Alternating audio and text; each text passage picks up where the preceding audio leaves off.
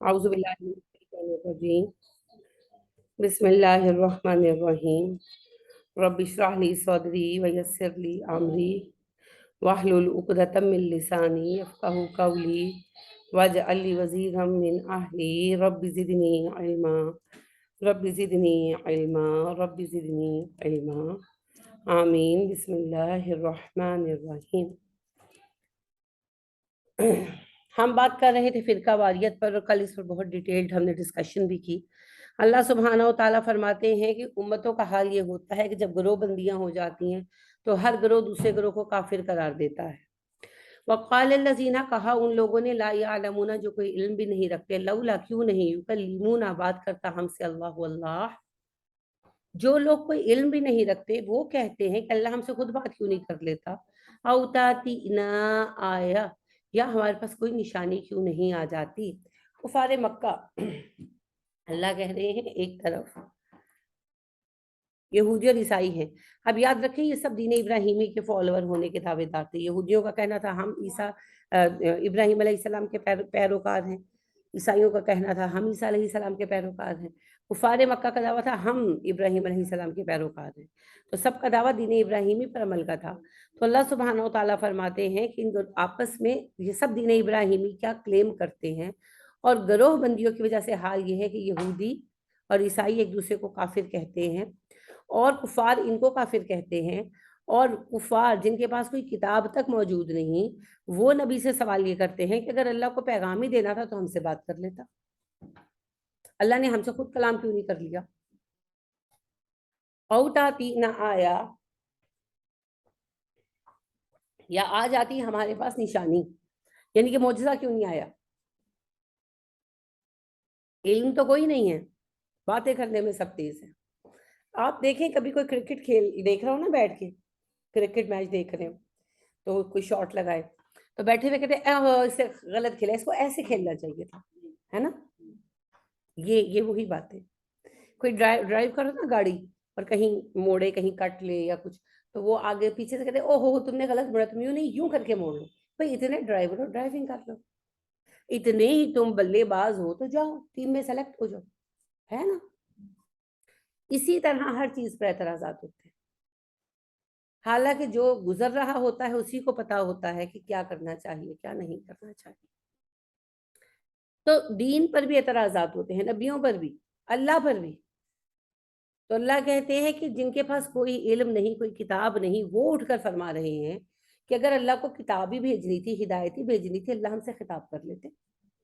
अल्लाह ने तुम्हें ही मीडियम क्यों बना लिया, अल्लाह ने आपको ही जरिया क्यों बना दिया, मोहम्मद सल्लल्लाहु अलैहि वसल्लम। और अगर चले आपको नबी बनाया ही था तो अल्लाह कोई मुजज़ा दे देते।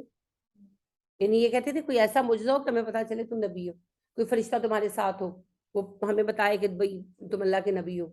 हम जब तुम्हारा मजाक उड़ाते हैं या तुम्हें सताते हैं तो कुछ हो।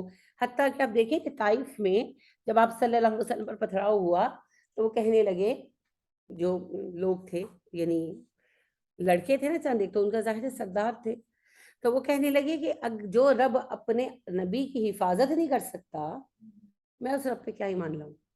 इतना तो हो कि पत्थर हम तुम्हें फेंक रहे हैं तो पलट कर हमें ही आके लगे, इतना तो हो कि पता चले तुम नबी हो। तो ये नहीं कि कोई गैर मामूली बात होनी चाहिए, लेकिन नबूवत इन चीजों से साबित नहीं होती। नबूवत साबित होती है किरदार से, नबूवत साबित होती है तालीम से कि क्या तालीम दे रहे हैं। आज भी किसी का नेक होना करामतों पर मुश्तमिल नहीं है, इसका सबूत कोई करामत नहीं है, और ना हमारी उम्मत में करामतें रुनुमा हुई हैं ना होंगी। किसी का नेक होना उसके सीरत और किरदार से साबित होता है। कज़ालिका, इसी तरह, काला कहा, अल्लज़ीना, उन लोगों ने, जो मैं क़ब्लिहिम, इनसे पहले थे, मिस्ल बात, ऐसी ही कौलिहिम, बात थी उनकी, इसी तरह की बातें उन्होंने कही जो उनसे पहले हो गुजरे हैं, ऐसी ही बातें। यानी अल्लाह कहते पहली उम्मतें भी अपने नबियों पर यही एतराज़ात करती थी कि अगर तुम नबी हो तो तुम्हारे साथ कोई मुजज़ा उतरे, अल्लाह ने तुम्हें ही नबी क्यों बना दिया, तुम्हें मिले थे नबी बनाने के लिए। तो ये बातें हर उम्मत ने की हैं, ये कोई नया मसला नहीं है। जहालत की वही शक्लें हैं जो पहले थी। तशाबहत कुलूबुहुम, उनके दिल यकसां हो गए, एक जैसे हो गए। यानी क्या मुराद है, कुफर के एतराजात यकसां होते हैं। यानी आप देखें कौम लूत में भी हम जिन्स परस्ती थी, اب ہماری دنیا میں بگاڑ آ رہا ہے تو کیا بگاڑ آ رہا ہے؟ وہی بگاڑ آ رہے ہیں، ہے نا؟ ہم جنس پرستی، ننگا پھرنا، ناچ گانا، جانوروں جیسی زندگی جینا، شرابیں پینا، نشے کرنا، یہی بگاڑ پہلے تھا نبی صلی اللہ علیہ وسلم کے وقت میں، یہی بگاڑ آپ عیسیٰ علیہ السلام کے زمانے میں دیکھیں گے، یہی موسیٰ علیہ السلام کے زمانے میں دیکھیں گے، یہی نوح علیہ السلام کے زمانے میں دیکھیں گے۔ اس سے پیچھے کی تاریخ ہمارے پاس موجود نہیں ہے۔ تو جو چھوٹے چھوٹے واقعات تھے جیسے یوسف علیہ السلام، ان کے زمانے میں بھی تو یہی تھا، یعنی ایک عورت جو ایک منسٹر کی بیوی ہے، وہ اپنے میاں کے اڈاپٹڈ لڑکے پر جال پھینکتی ہے اور وہ بچ جاتا ہے اور بات مشہور ہوتی ہے، تو وہ عورتوں کو بلاتی ہے، اور سب منسٹرز کی بیویاں ہیں، یعنی پڑھی لکھی کریم آف دا نیشن والی بات ہے، معزز عورتیں ہیں معاشرے کی، اور وہ ان کے سامنے بیٹھ کر اعلانیہ کہتی ہے، جب یوسف کو کہتی ہے سامنے سے گزرو، وہ ہاتھ انہوں نے کاٹ لیے، تو کیا ہے وہاں پر ڈائیلاگ عزیز مصر کی بیوی کا، منسٹر کی بیوی کا، یعنی وہ کہتی ہے اللہ اعلان صاحب میں کہ ہاں اس کو میں نے پھنسانے کی کوشش کی تھی، یہ پھنسا نہیں ہے، اگر اس نے میری آرزو پوری نہ کی تو میں اسے قید کروا دوں گی۔ اللہ اعلان بیٹھ کر کہہ رہی ہے کہ ان کی کسی کو فرق نہیں نہ پڑتا، یورپی معاشرہ ہے نا، کہ یعنی ایک معاشرے میں چلو کسی کا کوئی غلط افیئر ہے تو اس کو چھپاتا ہے، یہ آخری علامتیں ہیں گناہ کو چھپانا، یہ آخری علامتیں ہیں انسان میں خیر کی۔ لیکن علل اعلان ایسی چیزیں کرنا کہ آؤٹ آف میرج آپ نے ریلیشن بنائے ہوئے ہیں، بیفور میرج بنائے ہوئے ہیں، کوئی فرق نہیں پڑتا، بیوی کے اپنے جو ہیں افیئر چل رہے ہیں، شوہر کے اپنے افیئر چل رہے ہیں، تو ہر دور میں برائی کی تو یہی شکلیں رہی ہیں، کیونکہ اس میں نفس کی تمانیت ہے نا، اور شیطان اس سے خوش ہوتے ہیں، ان کا کام چلتا ہے، کیونکہ شیطان کا گول کیا ہے، شیطان کا مقصد کیا ہے، اس نے اپنے لیے کیا اچیو کرنا ہے، انسانوں کو جہنمی بنانا، بس اس کا اور کوئی مقصد نہیں۔ تو دل مل گئے کا مطلب یہ ہے کہ ہر عہد کے کافر اور گمراہ لوگوں کا حال ایک ہی ہے، اور ہر عہد کے نیک لوگوں کا غم بھی ایک ہی ہے۔ مجھے کسی نیکی کا دعویٰ نہیں ہے، اور نہ ہی نیکوں کی فہرست میں کہیں شمار ہوتی ہوں، کیونکہ ظاہر ہے ہمارا معاشرہ اس قسم کا ہے کہ آپ کسی چیز پر بہت زیادہ جم نہیں پاتے، ہلتے رہتے ہیں۔ لیکن جتنا قرآن کا تھوڑا فہم ہے اس کے تحت میں یہ دیکھتی ہوں کہ آپ کا غیر جانبدار رہنا اور پرسکون رہنا بھی مشکل ہے، یعنی ایون میں آج کل تھوڑی اپسیٹ ہوں، کس بات سے؟ اسی کھینچا تانی سے، ادھر نون لیگ والے ہیں، ادھر پی ٹی آئی میں، دونوں میں انٹرسٹڈ نہیں ہوں، تیسرے ایک مدرسے والے بھی میں ان میں بھی انٹرسٹڈ نہیں ہوں، لیکن بات یہ ہے کہ کیا ہم نے کوئی کارنامہ کیا؟ نہیں، اتنا چھوٹا سا کام ہے، اتنا چھوٹا سا کام ہے جس کی کوئی اہمیت ہی نہیں، لیکن بس ووٹ بینک ہے نا، کہ اچھا اگر 10 لاکھ روپیہ جمع ہوا ہے، ٹرانسپورٹیشن پہ بھی پیسے لگے، 15-16 لاکھ جمع ہوا ہے، اس کا مطلب یہ ہے کہ اس کے ساتھ کوئی 500-600 لیڈیز ہیں، تو 500-600 ووٹ ہے نا، بس یہ بات ہے۔ پھر دل پر بڑا بوجھ میرے تو آتا ہے، بہت بوجھ آتا ہے، ہر کام میں کھینچا تانی ہے، ہر کام میں سیاست ہے، لاشوں پر بیٹھ کر سیاست ہو گئی ہے، تو بہت مشکل ہے جی، سیدھا رہنا بہت مشکل ہے، جھک کر رہنا بہت مشکل ہے، بے نیازی کے ساتھ کام کرنا بہت مشکل ہے۔ اللہ ہم سب کو آسانیاں عطا کرے، لیکن ہر عہد میں نیکی کی شکلیں بھی وہی ہیں، برائی کی شکلیں بھی وہی ہیں، کوئی نئی برائی ایجاد نہیں ہوتی، کوئی نئی نیکی پیدا نہیں ہوتی۔ قد بلا شک و شبہ بینا، صاف صاف بیان کر دی ہم نے، الآیاتی آیتیں، لقوم، ان لوگوں کے لیے، یوقنون جو یقین کرتے ہیں، بے شک ہم نے کھول کھول کر اپنی آیتیں بیان کر دی ہیں ان لوگوں کے لیے جو یقین کرتے ہیں۔ کیا مطلب ہے؟ اللہ کہتے ہیں یہ جو بیکار قسم کے سوالات ہیں نا، کہ اللہ ہم سے خود بات کر لیتا، اللہ ہم پہ معجزے اتار دیتا، یہ اتنے بیکار سوال ہے کہ مجھے جواب بھی دینے کی ضرورت نہیں ہے۔ جسے ہدایت چاہیے وہ قرآن پڑھ لے، قرآن پڑھے گا تو اسے یقین حاصل ہو جائے گا۔ کامن سینس کی بات ہے، آپ دنیا کے ایک بادشاہ سے ملنا، بادشاہ بہت دور کی چیز ہے، ایک کاؤنسلر سے ملنا چاہیں، پورا محلہ نہیں مل سکتا نا، تو ایک آدھ بندہ جا کے ملتا ہے، تو اللہ سبحانہ و تعالیٰ تو رب کائنات ہے، تو یہ اتنا بے وقوفانہ سوال ہے کہ اللہ سبحانہ و تعالیٰ جواب بھی دینا گوارا نہیں کر۔ اللہ کہہ رہے ہیں ایسی بے وقوفانہ باتیں کرنے والوں پر وقت ٹائم ویسٹ مت کرو، جس کو ہدایت چاہیے قرآن پڑھ لے، جو قرآن پڑھے گا اس کو یقین حاصل ہو جائے گا۔ انا بلا شک و شبہ ہم نے ارسلنا کا بھیجا ہم نے آپ کو بالحق کی حق دے کر، بشیرن خوشخبریاں سنانے والا و نذیرن ڈرانے والا، वला नहीं तू सालू सवाल होगा तुमसे अन अस्हाबिल जहीम जहन्नुम वालों के बारे में। ए नबी सल्लल्लाहु अलैहि वसल्लम, बेशक हमने आपको हक देकर भेजा, खुशखबरी सुनाने वाला और डराने वाला बनाकर।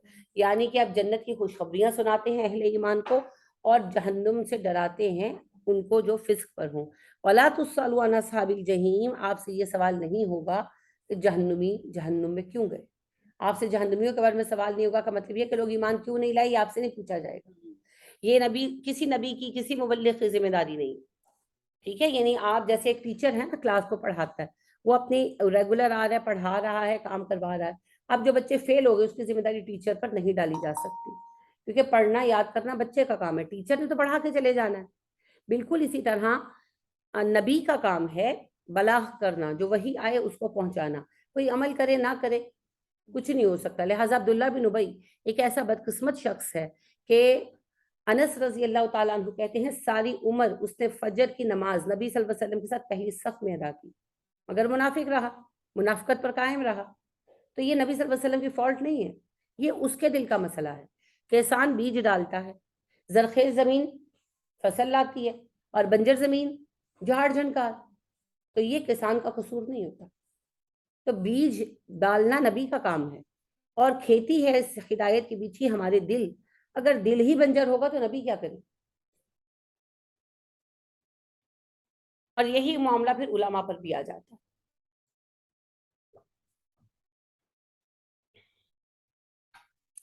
लिहाजा एक बार ऐसा हुआ कि एक खातून मेरे पास आई, तो उनकी एक अजीजा पहले से मेरे पास आती थी, कुछ मसाइल थे उनके घर में। तो वो मुझे बार बार कहने लगी कि आपके पास वो आती है तो उनसे अमल भी तो कराएं, अमल भी तो करें। बेकरार थी, परेशान थी। तो मुझे हंसी आ गई। मैंने कहा अल्लाह के नबी सल्लल्लाहु अलैहि वसल्लम अमल नहीं करा सके, मैं कहाँ से कराऊं।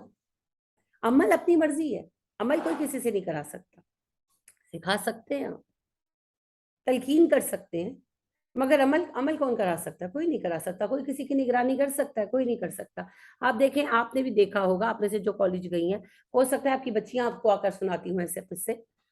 मैंने खुद अपनी कॉलेज लाइफ में देखा है, घरों से लड़कियां अबाए पहन कर आती थी और कॉलेजेस में आ गई कि जैसे ही वो घर के मोहल्ले से निकलती थी सब कुछ डाला बैग में, या कॉलेजों में पहुंची तो सब कुछ डाला बैग में और जो है दुपट्टे भी डाले और निकल गई। उस वक्त खैर ये जीन्सें वगैरह का तो फैशन ही नहीं था, लेकिन ये कि दुपट्टे दुपट्टे भी बैग में डाल दिए और निकल गई फिरने। अनारकली, हमारा ओल्ड कैंपस था ना, तो अनारकली और दूसरी तरफ ये जो है, हाँ लिबर्टी भी, लेकिन थोड़ा दूर जाकर आता था, पर ये सारे आ जाते थे। खास तौर पर हमारा जो एरिया था नारकली वगैरह साथ लगता था। तो वो फिर निकल जाती थी, चाट खाने जा रही हैं, घूमने जा रही हैं। और उस वक्त इंटरनेट नया नया आया था, तो इंटरनेट कैफे थे, अपने जाती इंटरनेट कम होते थे, तो वो इंटरनेट कैफे पे जा रही हैं, चैटिंग हो रही है, जो भी हो रहा है। तो रंग था। अब कौन निगरानी कर सकता है, माँ बाप तो घर से वाया पहना कर भेजते हैं। अब तो हर रंग के लोग हैं भाई, हर रंग के लोग हैं, कोई किसी को अमल नहीं करा सकता। इसीलिए मुबल्लिग की जिम्मेदारी, हाँ वो नबी हो या आम अफराद हो, मुबल्लिग की जिम्मेदारी पैगाम सही देना है, अमल कोई नहीं करा सकता, वो अल्लाह की जात करा सकती है। वलन हरगिज नहीं तर्द और राजी होंगे अन का तुझसे, अल यहूदू यहूद, वला नहीं अन नसारा ईसाई, हत्ता यहाँ तक कि तत्ताबिया पैरवी करें आप मिलत हूँ उनकी मिल्लत की। हरगिज आपसे राजी नहीं होंगे यहूदी ना ही ईसाई जब तक आप उनके दीन की पैरवी ना करने लगे। यानी गरोह है ना, ये एक बात याद रखें, यहूदी और ईसाई हजरत मूसा की उम्मत के दो गरोह हैं, ऐसे ही है। तो जब तक आप किसी की बात नहीं मानने को वो राजी नहीं होगा, जैसे जब तक आप बरेलियों में शामिल नहीं होंगे बरेलवी राजी नहीं होंगे, जब तक देवबंदियों में शामिल नहीं होंगे देवबंदी राजी नहीं होंगे, जब तक अहले हदीस में शामिल नहीं होंगे अहले हदीस राजी नहीं होंगे। बात ये नहीं कि सही कौन गलत कौन, वो बात की बात। पहली बात ये है कि आप जिसको कहेंगे कि आपकी ये बात गलत है वही आपसे नाराज हो जाए, है ना। आप देवबंदियों के मदरसे में बैठकर अहले हदीस को तो छोड़ ही देना, उनको तो छोड़ ही दे बेचारों को। आप बात करें देवबंदी और बरेलवी, ये बिल्कुल करीब करीब है अपने अकायद में, बहुत करीब है। तो आप देवबंदियों के मदरसे में बैठ जाएं तो आप से बरेलवी राजी नहीं, और आप बरेलवियों के पास बैठ जाए तो देवबंदी राजी नहीं। हालांकि दोनों फिर कई कबर परस्त है बेसिकली, इनके अकायद बराबर बराबर है, थोड़े 19-20 फर्क के साथ। बस वही बात है, फिरका वादियत है। जब तक आप एक फिरके को अपना ले नहीं लेंगे दूसरा राजी नहीं होगा, तो भाई सबको राजी करना ही छोड़ दो। راضی کرو اللہ کو. اللہ خود کہتے ہیں کل کہہ دیجئے اِنَّ هُدَى اللَّهِ هُوَ الْهُدَى، ہدایت تو وہ ہے جسے اللہ نے ہدایت بنا دی. یعنی مجھے تمہارے فرقوں کی ہدایت نہیں چاہیے، نہ میں بریلوی، نہ میں وہابی، نہ میں شیعہ، نہ میں سنی، میں مسلمان. کیونکہ ہدایت وہ ہے جو میرے رب نے ہدایت قرار دی، اور میرے رب نے ہدایت قرار دیا نبی اکرم صلی اللہ علیہ وسلم کا طریقہ، سنت اور قرآن، قرآن اور سنت. تو قرآن اور سنت پر جو چلنے والا وہ تو مسلمان ہے، وہ کسی سیکٹ میں شامل نہیں. جہاں جب تک قرآن اور سنت میں تبدیلی نہیں ہوگی کسی نہ کسی لیول پر، فرقہ وجود میں نہیں آئے. فرقہ وجود میں کیسے آ سکتا؟ کچھ نہ کچھ علیحدہ کریں گے تو فرقہ بنے گا. تو جو نبی کریم صلی اللہ علیہ وسلم سے، قرآن اور سنت سے الگ نہیں ہوتے، وہ کسی فرقے میں فٹ ہی نہیں ہو سکتے. وہ تو اسی دین پر ہیں جس دین پر نبی کریم صلی اللہ علیہ وسلم تھے. تو اللہ نے جواب دے دیا، جب تمہیں فرقے کھینچیں ادھر آؤ ادھر آؤ، تو ان کو کہو ہم اللہ کی دی ہوئی ہدایت پر، جو قرآن مجید اور سنت. وَلَئِنْ، اور اگر اتبعتا آپ نے پیروی کی، احواءہم ان کی خواہشات کی، بعد اس کے بعد الذی جب کہ جاءکا آ گیا آپ کے پاس، من العلم علم، ما نہیں لکا آپ کے لیے، من اللہ اللہ سے، من ولی کوئی دوست، ولا نصیر نہ مددگار. اے نبی صلی اللہ علیہ وسلم اگر آپ نے علم آ جانے کے بعد ان کی خواہشات کی پیروی کی تو اللہ سے بچانے کے لیے نہ کوئی آپ کا دوست ہوگا نہ مددگار. کیا مطلب ہے؟ قرآن مجید مل جانے کے بعد، ہدایت مل جانے کے بعد اگر ان کی خواہشات پر آپ فرقوں میں پڑ گئے اور دین کو بدلا، تو اے نبی صلی اللہ علیہ وسلم آپ کو بھی سزا ملے گی اور کوئی بچا نہیں سکے گا. حالانکہ آپ کا تو امکان ہی نہیں تھا. پھر یہ کہا کیوں جا رہا ہے؟ پنجابی میں کہتے ہیں نا، کہنا تینوں سنانا نون. نبی کو کہہ کر امت کو اویئر کیا جا رہا ہے کہ تم لوگوں کے پاس آخری کتاب آ گئی ہے، تمہارے پاس نبی کی سنت پوری کی پوری موجود ہے. اب اگر قرآن اور سنت کے ہوتے ہوئے تم نے لوگوں کی خواہشات پر دین کو بدلا اور فرقہ واریت میں پڑے، تو تم لوگوں کو اللہ سے کوئی بچانے کے لیے نہیں ہے. اور یاد رکھیں یہی سزا ہے. الذین، جن لوگوں کو آتیناہم، دی ہم نے انہیں، الکتابہ کتاب، یتلونہ وہ اس کو پڑھتے ہیں، حق کا جیسا کہ حق ہے تلاوت ہی اس کے پڑھنے کا. وہ لوگ جنہیں ہم نے کتاب دی ہے وہ اسے اس طرح پڑھتے ہیں جس طرح کہ اسے پڑھنے کا حق ہے. کتاب کو پڑھتے ہیں جیسے پڑھنے کا حق ہے. کیا حق ہے جو کتاب کو پڑھنے کا؟ پہلی بات اس کو پڑھا جائے، تلاوت. دوسری بات جو پڑھا جائے اسے سمجھا جائے، انڈرسٹینڈنگ، تفہیم. تیسری بات ہے جو پڑھا جائے اس پر عمل کیا جائے. چوتھی بات ہے اسے یاد رکھا جائے، اور پانچویں بات ہے اسے آگے پھیلایا جائے. پڑھتے تو ہم ہیں، اکثریت پڑھتی ہے، لیکن باقی چیزوں پر کوئی دھیان نہیں ہے. تو پڑھنا ہے، سمجھنا ہے، عمل کرنا ہے، یاد رکھنا ہے اور لوگوں تک پہنچانا ہے. یہ 5 چیزیں حق ہیں قرآن کا، یہی حق کے تلاوت ہے. اولئک، یہ وہی لوگ ہیں، یؤمنون جو ایمان رکھتے ہیں، بھی اس پر. جو لوگ حق کے تلاوت ادا کرتے ہیں وہی دراصل قرآن پر ایمان رکھتے ہیں. یعنی جو قرآن کو پڑھتے ہیں، سمجھتے ہیں، عمل کرتے ہیں، یاد رکھتے ہیں، پھیلاتے ہیں، یہی وہ لوگ ہیں جو دراصل قرآن پر ایمان رکھتے ہیں. ورنہ روز 7 سپارے پڑھتے رہو اور زندگی اپنی مرضی کی جیو، یہ قرآن پر ایمان نہیں ہے. ومن، اور جو یکفر کفر کرتا ہے، بھی اس کے ساتھ، فاولئک، وہی لوگ ہیں، ہم الخاسرون، جو خسارہ اٹھائیں گے. جو کفر کرے گا، قرآن کا انکار کرے گا، یہی خسارہ اٹھانے والے لوگ ہیں. خسارہ کہتے تھے بینک کرپٹ ہونے کو، دیوالیہ ہو جانے کو، کچھ بھی باقی نہ بچے. تو اللہ کہتے ہیں جو قرآن کا انکار کرتے ہیں یہ تو نقصان اٹھا کے رہیں. قیامت کے دن ان کی کوئی نیکی کام نہیں آئے. اور دنیا میں یہ اپنے آپ کو مومن سمجھتے رہے مگر یہ مومن نہیں ہے. کیونکہ مومن ہوتے تو قرآن کی مانتے نا. جس نے قرآن کو اللہ کی کتاب مان لیا اس کے بعد قرآن سے نظر چڑھانے کا کوئی راستہ ہے ہی نہیں. تو جو قرآن کو نظر انداز کر کے بیٹھے ہیں وہ کیسے مومن؟ یا بنی اسرائیل اذکروا، اے بنی اسرائیل یاد کرو، نعمتی، میری نعمت، التی، جو انعمت، میں نے عطا کی، علیکم، تمہیں. اے بنی اسرائیل میری وہ نعمت یاد کرو جو میں نے تمہیں عطا فرمائی. وانی، اور بے شک میں نے فضلتکم، تمہیں فضیلت دی، علی العالمین، تمام اہل جہان. یعنی میں نے تمہیں تمام اہل جہان میں چنا، تمہیں میں نے وہی عطا کی اور تمہیں خلافت کی نعمت دی. وہی بات جو پہلے بھی پڑھ آئے. واتقوا، ڈرو، یومن، اس دن سے، لا تجزی، نہ کام آئے گی نفس کوئی جان ان نفس کسی جان کے شیئن ذرہ برابر، اور اس دن سے ڈرو جس دن کوئی شخص کسی شخص سے ذرا کام نہ آئے گا، ولا یقبل نہ قبول کیا جائے گا منہا اس سے عدل فدیہ، اور اس سے کوئی جرمانہ قبول نہ کیا جائے گا۔ عدل ہوتا ہے کسی غلطی کا ہرجانہ بھر دینا، آپ سے میرا گلاس ٹوٹ گیا آپ مجھے اس کے پیسے دے دو، یہ ہے عدل۔ تو قیامت کے دن جرمانہ نہیں نہ چلنا کہ میں کہوں میں نے یتیم کا مال کھا لیا تھا اب میں پے کر دیتی ہوں، اللہ کہتے ہیں نا دنیا میں پے کر کے آؤ۔ نبی کریم صلی اللہ علیہ وسلم نے فرمایا اپنے معاملات دنیا میں نپٹا لو، قیامت کے دن تمہارے پاس درہم و دینار نہیں ہوں گے کہ تم اپنے معاملات ایڈجسٹ کر سکو۔ ولا تنفعها نہ ہی نفع دے گی اس کو شفاعتن کوئی سفارش، نہ سفارش ہی نفع دے گی۔ اب یہ جو عدل والی فدیے والی بات ہے تو اب دیکھیں میں نے آپ سے کہا نا نبی صلی اللہ علیہ وسلم نے فرمایا شہید کے خون کا قطرہ زمین پر گرنے سے پہلے اس کے سب گناہ معاف ہو جاتے، قرض معاف نہیں ہوتا، معاملہ ہے نا قرض، تو یہ ایسے معاملات ہیں۔ تو لہٰذا آخرت میں پھر فدیہ یعنی کہ جرمانہ نہیں قبول ہونا، دنیا میں جرمانہ بھر لو۔ اگر کسی کا کوئی نقصان ہو گیا، کسی کے ساتھ کوئی زیادتی ہوگی، دنیا میں دے دلا کر منا لو اگلے کو، ہمارے 4 پیسے زیادہ نکلتے ہیں اگلے کے ہم پہ نہ نکلتے ہیں۔ ولا تنفعها شفاعت اور نہ ہی اسے نفع دے گی کوئی سفارش۔ کیا مطلب ہے؟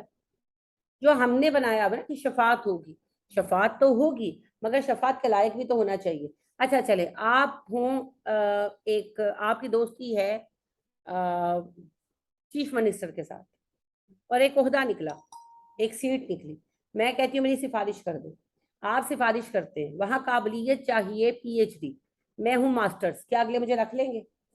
سفارش تو آپ نے کر دیا، آپ مجھے لے کر چلی گئی، آپ جا کر کہتی ہیں کہ سی ایم صاحب بس اس کو رکھ لو، اور سی ایم آپ کی بات بھی مانتا ہے، اچھی دوستی ہے آپ کی، کوئی بہت قریبی ہے آپ کا، پھر وہ کیا کہے گا آپ کو؟ وہ کہے گا دیکھو میں تمہاری بات مان بھی لوں یہ تو لائق ہی نہیں ہے، پی ایچ ڈی چاہیے اور یہ تو ماسٹرز ہے، میں کیسے اس کو عہدہ دے دوں؟ میں چاہوں میں دے نہیں سکتا کیونکہ لا ہے، ہوگا ایسے۔ تو آخرت میں بھی سفارش کے لیے کوئی مقصد کوئی ریزن تو ہونی چاہیے، یعنی کہ ایک بندہ اگر شرک کرتا رہا دنیا میں، قبر پوجتا رہا، تو اس کی سفارش کون کرے گا؟ کوئی نہیں کرے گا۔ ایک بندے نے یتیم کا مال کھا لیا، اس کی سفارش کون کرے گا؟ ایک بندہ ساری عمر زناکار رہا، جیسے ایکٹرز ہیں، تو پھر کون کون ان کی آگے آئے گا؟ اچھا یہ جو سیاست دان ہے اتنے بڑے لیول پر کرپشن کر کے بیٹھے، ان کی سفارش کرنے کون آئے گا؟ اب یہ خیانت کرنے والے نا، خائن لوگ ہیں نا، اور اللہ سبحانہ و تعالیٰ نے خود کہا وَلَا تَكُنْ لِلْخَائِنِينَ خَصِيمًا، اے نبی خائنوں کی طرف سے کبھی جھگڑا مت کرنا، یعنی ان کی حمایت میں کبھی بحث مت کرنا۔ جب دنیا میں رول ہے تو قیامت میں بھی ہے۔ ایک منافق ہے تو اس کے لیے کون شفاعت کرے گا؟ اور اگر کسی نے کر دی، علم نہیں ہے نا، علم تو اللہ کو ہے دلوں کے حال کا، تو اگر کسی نے کر دی تو منع کر دیے جائیں گے۔ لہٰذا اس کی سب سے بڑی دلیل ہے ابراہیم علیہ السلام کے بارے میں حدیث، نبی کریم صلی اللہ علیہ وسلم فرماتے ہیں کہ قیامت کے دن ابراہیم کا باپ حاضر ملے گا اور کہے گا ابراہیم مجھے آج بچا لے۔ ابراہیم کہے گا میں نے کتنا سمجھایا دنیا میں ابا آپ کو، وہ کہے گا میں نے نہیں مانی، مجھے معاف کر دیا، آج بچا لے پلیز۔ تو ابراہیم اللہ سے کہیں گے اللہ جی یہ میرا باپ ہے، آپ نے مجھ سے وعدہ کیا تھا کہ آپ مجھے دنیا میں آخرت میں رسوا نہیں کریں گے، تو اللہ کہیں گے ابراہیم اس کی بات نہ کر مجھ سے، یہ میرے دشمنوں میں سے، اور اپنی بائیں طرف دیکھ۔ تو ابراہیم کے بائیں طرف اس کا باپ، ان کا باپ کھڑا ہوگا نا، تو وہ جب اللہ کی طرف متوجہ ہوں گے تو پھر جائیں گے، یعنی کہ رخ پھیر لیں گے تو جب اللہ کہیں گے بائیں طرف دیکھو، وہ پلٹ کر دیکھیں گے تو جہاں ان کا باپ کھڑا تھا حدیث میں آتا وہاں سیاہ رنگ کا بجو کھڑا ہوگا، اور فرشتے اسے پچھلی ٹانگوں سے گھسیٹ کر جہنم میں ڈال دیں۔ تو جب ابراہیم علیہ السلام کی سفارش قبول نہیں ہوئی، اس لیے کیوں نہیں ہوگی جی؟ وہ مشرک تھا، شرک پر مر گیا، اور کافر تھا، کفر پر مر گیا، تو پھر ایلیجیبلٹی نہیں ہے نا، تو ایلیجیبلٹی نہیں تو سفارش کینسل۔ اسی طرح حدیث میں ایک اور بات آتی ہے، نبی اکرم صلی اللہ علیہ وسلم فرماتے ہیں میں حوض کوثر پر ہوں گا اور تم لوگوں کو میں پہچان لوں گا اس طرح جیسے اونٹوں میں تم اپنے اونٹ پہچان لیتے ہو۔ پھر طویل حدیث ہے اس میں نا، پھر حوض کوثر کا بیان ہے، پھر آخر میں ایک دو گروہوں کا بیان بھی آتا ہے، پھر ایک گروہ کا بیان آتا ہے جس کے میں اسی پر فوکس کروں گی کہ آپ کہتے ہیں میری امت کا ایک گروہ مجھے دور سے پکارتا ہوا آئے گا مگر فرشتے میرے اور ان کے درمیان حائل ہو جائیں گے اور انہیں کوڑے مار مار کر ہٹائیں گے حوض کوثر سے نا، تو میں کہوں گا انہیں کیوں ہٹا رہے ہو، یہ تو میرے امتی ہیں، تو کہیں گے آپ کو نہیں پتا انہوں نے آپ کے بعد دین کو کیسا کیسا بدل دیا، دین میں نئی چیزیں پیدا کرتی۔ تو کہتے ہیں میں کہوں گا دور دور دوری ہو دوری ہو میرے اور ان کے درمیان جنہوں نے دین کو بدل دیا. اب نبی صلی اللہ علیہ وسلم نے سفارش تو کی نا. فرشتوں نے کیا کہا؟ آپ ان کے معاملے میں نہ بولیں. تو سفارش کینسل. اسی طرح نبی اکرم صلی اللہ علیہ وسلم فرماتے ہیں میں اپنی امت کے گروہ کے لیے اللہ سے سفارش کروں گا. تو اللہ کہیں گے اے نبی صلی اللہ علیہ وسلم انہوں نے آپ کے بعد دین کو ٹکڑے ٹکڑے کر دیا, آپ ان کے معاملے میں نہ بولیں. سفارش کینسل. تو سفارش ایک درخواست ہوتی ہے, رائٹ. ماننا نہ ماننا اگلے کا اختیار ہوتا ہے. تو حاکم یوم الدین اللہ کی ذات, ٹھیک ہے. اور ہم نے جو مان رکھا ہے کہ یعنی ہر کوئی چھڑا لے گا, ایک تو یہ ہونا بھی نہیں ہے. سفارش کا اختیار کتنوں کو ہوتا ہے؟ آپ کے کئی رشتہ دار ایسے ہوں گے جو کسی عہدے پر ہوں گے, تو کیا آپ سارے اس سے جا کر بات منوا سکتے؟ نہیں نا. کسی کے ساتھ کوئی قریبی تعلق ہوتا ہے تو بات ہوتی ہے. کہیں آپ کے فیملی میں ڈاکٹرز ہوں گے تو کیا آپ جا کے فری میڈیسن لے آتے؟ نہیں نا. وہ کوئی ایک آدھ جو قریب جڑا ہوا ہے وہی جاتا ہوگا. تو کیوں نہیں چلے جاتے؟ رشتہ دار ہیں آپ کے. اس لیے کہ تعلق ہی نہیں ہے. تو اللہ کے ساتھ جس کا تعلق ہوگا وہی پھر جو ہے حاصل کر پائے گا سفارش کرنے کا حق. یہ تو آپ آیت الکرسی میں پڑھتے ہیں نا, وَمَن يَشْفَعُ عِندَهُ إِلَّا بِإِذْنِهِ. کس کی جرت ہے اس کے سامنے کسی کی سفارش کرے اجازت کے بغیر؟ تو پہلی بات تو یہ کہ اللہ جی کیا میں سفارش کر سکتا ہوں, میں عرض کر سکتا ہوں. اگر اللہ اجازت دیں گے تو عرض کی جائے گی, اگر اللہ کہیں گے چپ کر کے بیٹھ تو پھر چپ کر کے بیٹھ, پھر کچھ نہیں ہو سکتا. پہلی بات. اور دوسری بات, سفارش کے بعد کس کے حق میں سفارش قبول ہوگی, کس کے لیے اللہ کہیں گے آپ کو نہیں پتا. تو بات ختم. لہٰذا فائنلی بات پھر اعمال پر آنی ہے. سفارش کے لیے بھی کوئی لیاقت تو ہونی چاہیے. کوئی لیاقت ہوگی تو سفارش کریں گے نا. نکمے نااہل کے لیے کوئی سفارش نہیں کر سکتا.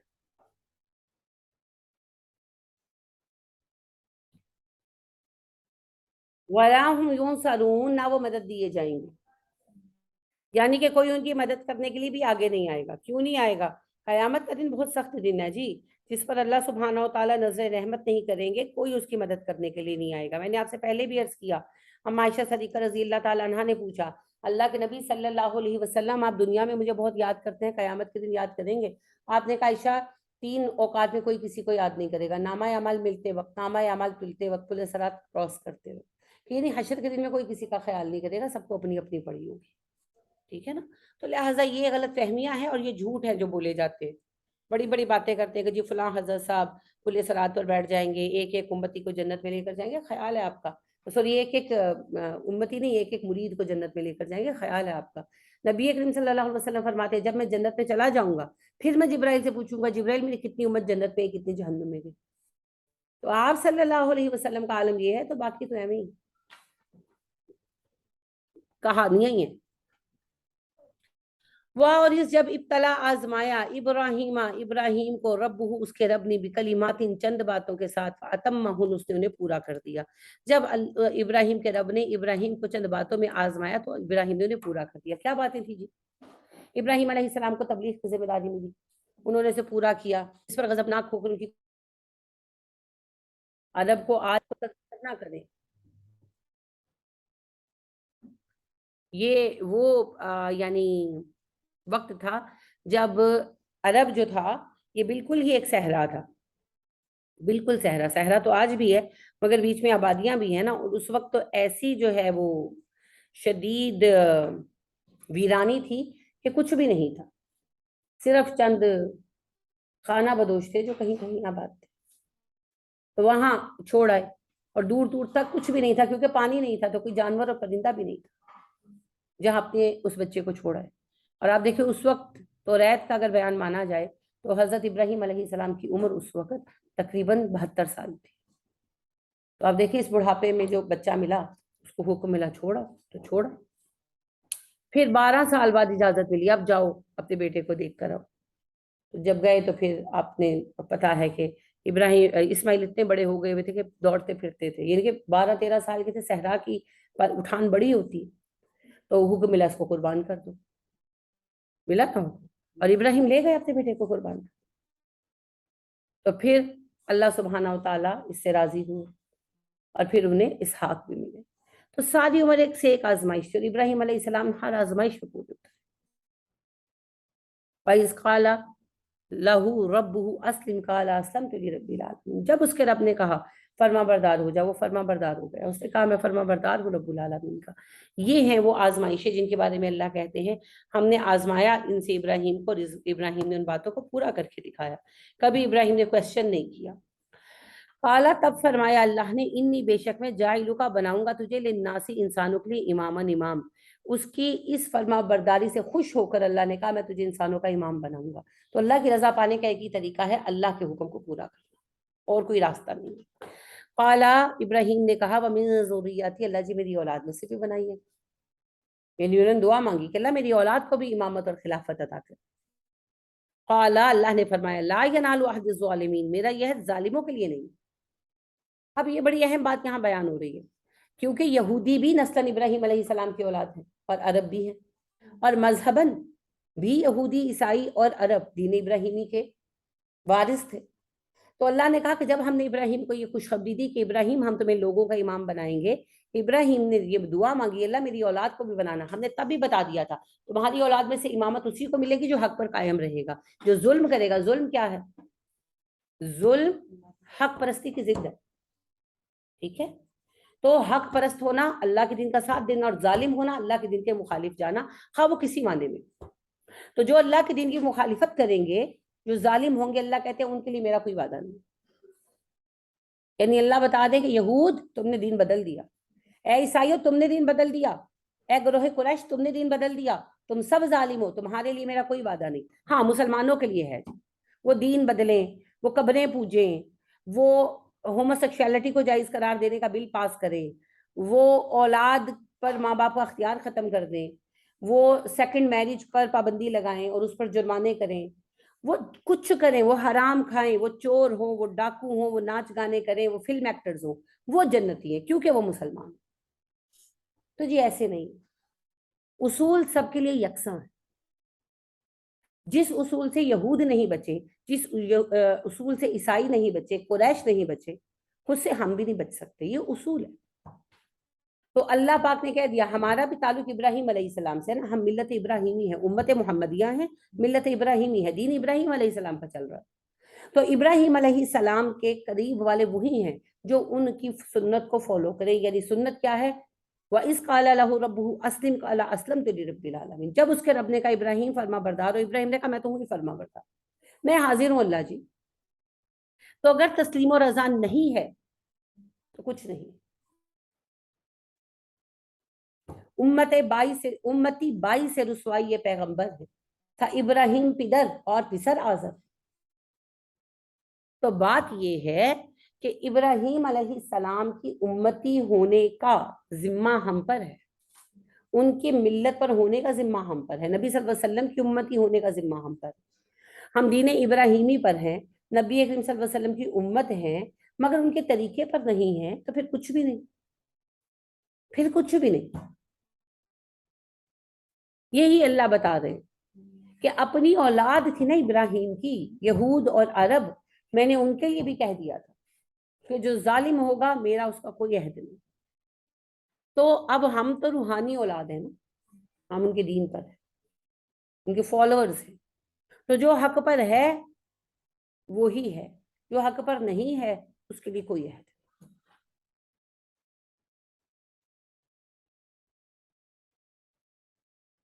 कोई सवाल करना चाहे तो कर लें, क्योंकि आगे बहुत रिच मौजू है, वो आज मुकम्मल नहीं हो पाएगा, तो उसको इंशाल्लाह आगे लेकर चलेंगे। इब्राहिम अलैहिस्सलाम को लेकर एक तवील बहस है, तो इंशाल्लाह अगली आयत में आप तफसीलन पढ़ेंगे।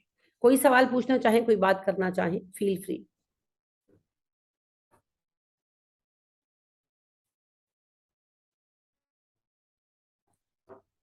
चलिए, सुब्हानकल्लाहुम्मा व बिहम्दिका व नशहदु अल्ला इलाहा इल्ला अंता व नस्तगफिरुका व नतूबु इलैक। अस्सलामु अलैकुम व रहमतुल्लाहि व बरकातुहू।